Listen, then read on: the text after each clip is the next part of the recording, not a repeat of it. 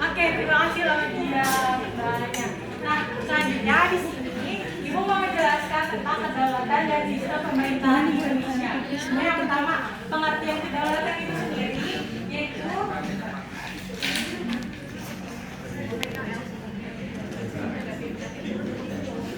jadi kedaulatan itu adalah kekuasaan tertinggi dalam suatu negara yang menjadi dasar dari negara untuk mengatur kehidupan bermasyarakat dan pemerintahnya. Nah, di Indonesia sendiri juga memiliki dasar undang-undangnya, undang-undang dasarnya sendiri, yaitu pasal 1 ayat 2 di UUD NRI tahun 1945 yang berbunyi kedaulatan berada di tangan rakyat dan dilaksanakan menurut undang-undang dasar. Nah, selanjutnya di sini ada jenis-jenis kedaulatan.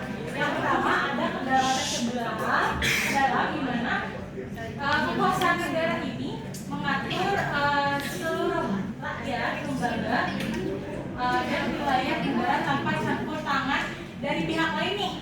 Nah, contohnya sendiri itu ada pembuatan undang-undang penegakan hukum dan pengaturan sistem pendidikan nasional. Nah, selanjutnya di sini ada kedaulatan luar, di mana kekuasaan negara ini menjalin hubungan internasional secara bebas dan setara dengan negara lain. Nah, contoh ini kerjasama Indonesia dengan pihak ASEAN ya.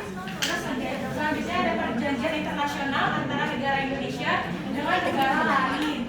Selanjutnya ada hubungan diplomatik antara Indonesia dengan negara lain.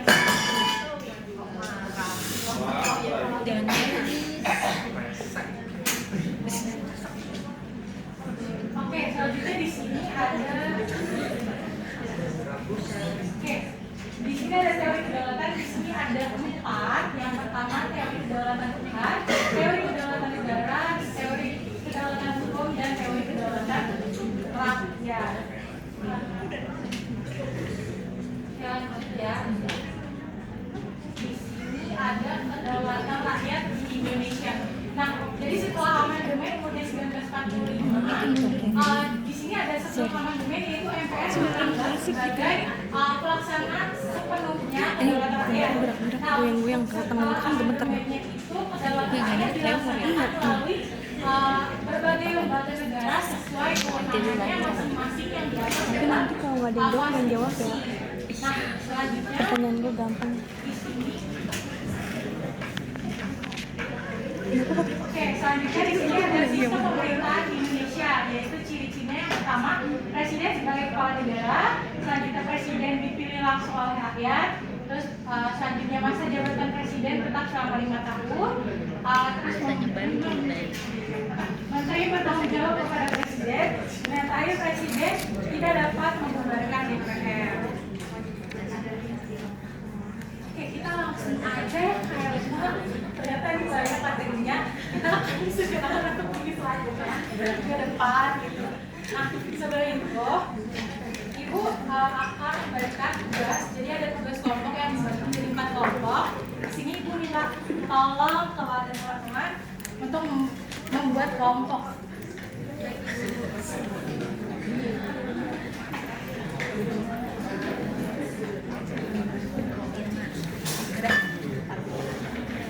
Ibu kasih waktu 2 menit untuk berdiskusi.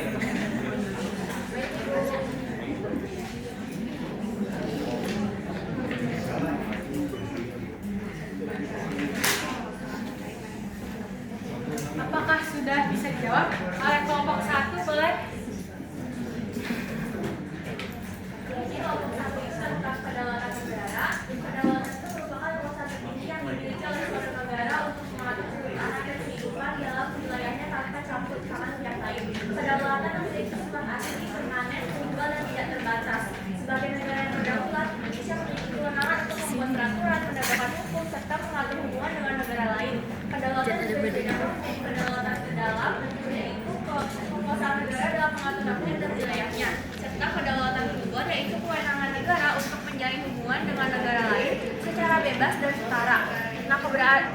keberadaan kedaulatan sangat penting karena menjadi dasar bagi suatu negara untuk mempertahankan kemerdekaan dan menjalankan pemerintahan secara mandiri.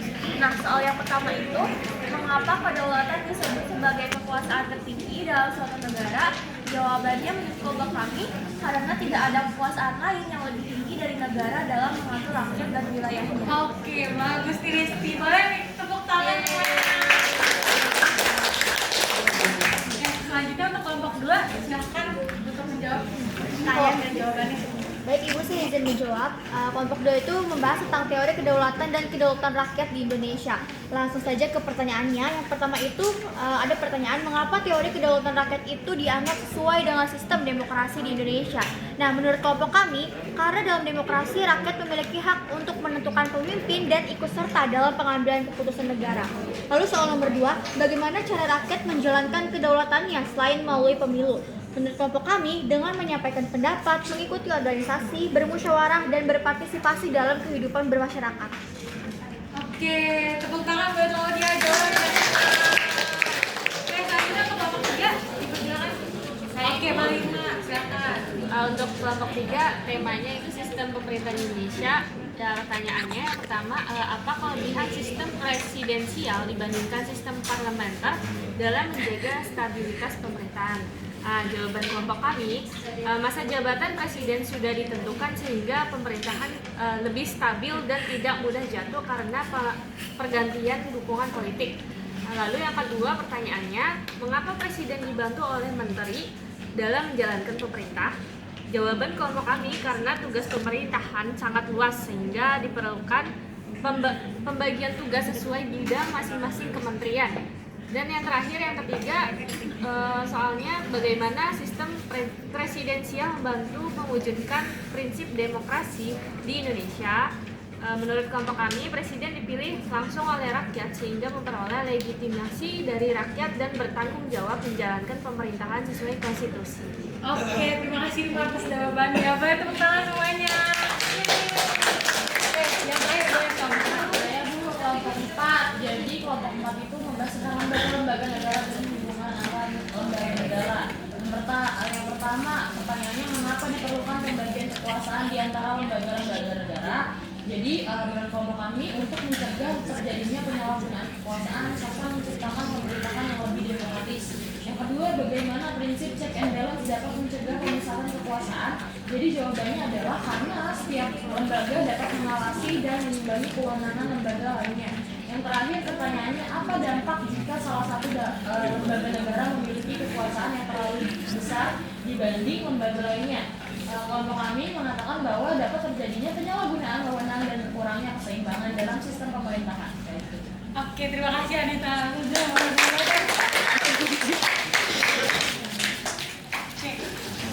Karena sudah berakhir pembelajaran kita hari ini, sebelum kita menutup pembelajaran hari ini, boleh ada yang mau berdoa nggak? Ada? Ada berdoa? Teman-teman semuanya, alangkah baiknya sebelum kita menutup pembelajaran pada hari ini, alangkah baiknya agar ini masuk ke kita dan bisa kita terapkan di kehidupan kita. Berdoa menurut agama dan budaya masing-masing, berdoa dimulai, berdoa selesai. Oke, terima kasih Pak Azam. Oke, sebelumnya terima kasih karena sudah memperhatikan pembelajaran hari ini. Mohon maaf atas kesalahannya. Sekian, terima kasih. Wassalamualaikum warahmatullahi wabarakatuh. I just had to let you know you're